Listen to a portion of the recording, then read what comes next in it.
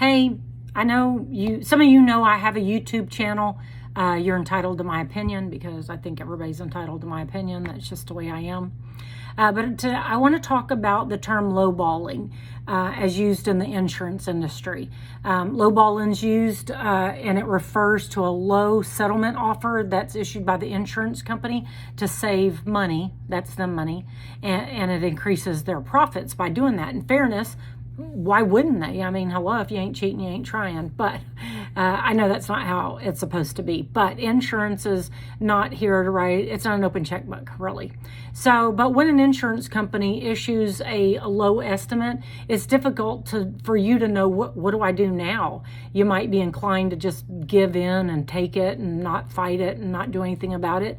They're banking on that. I mean, there's the Colossus program. You can Google that and look and see if that's something that is happening to you. But, you need to know that you have the right to counter it. You have the right to say it's not enough money and to have them come back out to accept, photographs or something else that maybe the adjuster missed or he put in there and the desk adjuster took it away, which happened in Florida. But you need to know that you can fight it. You don't have to accept it.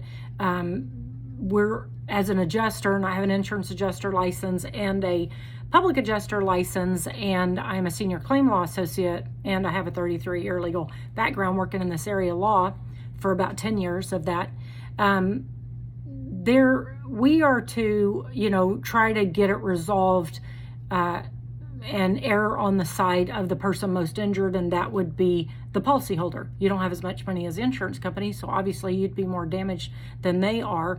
Anyway, there are, if you were going to have, and I had spoken about this on estimate versus quote, the word estimate versus the word quote, insurance only has to estimate what the damage is from that covered peril.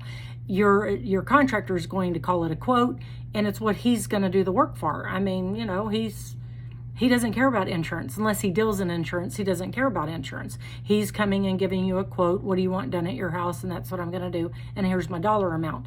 But if you're going to try to counter the low ball offer or the low settlement offer with your contractor's quote, it's got to be very specific. I mean, that's why a lot of people hire a public adjuster, because they're going to want it in Xactimate form. So the format in which the insurance company likes to see it, it's very detailed, line item. Every room is separated. It says how much sheetrock, how much insulation, how much flooring, how much paint, on and on and on. But your contractor will need to do that. And I tell this to my clients over and over and over again if they disagree with my number, because there are some things that Xactimate can't get. Like I have a client who has $1 million house.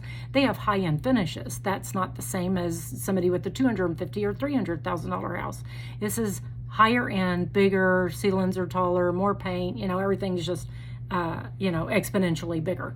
But your guy needs to go in. He can't just say, oh, I'm going to do the kitchen for $27,000. He's got to say, I'm replacing this much cabinetry, this linear feet of cabinetry. I am replacing this much insulation. I am replacing this much drywall. It has to be very, very specific, because otherwise insurance they don't even know how to talk to you about that. How are they supposed to argue with you? They'd rather just go, yeah, see you later. I'm not going to do my middle finger. I'm doing it over to the side. But that's how, when I hear that, that's what I see as somebody with a big fat middle finger at my face.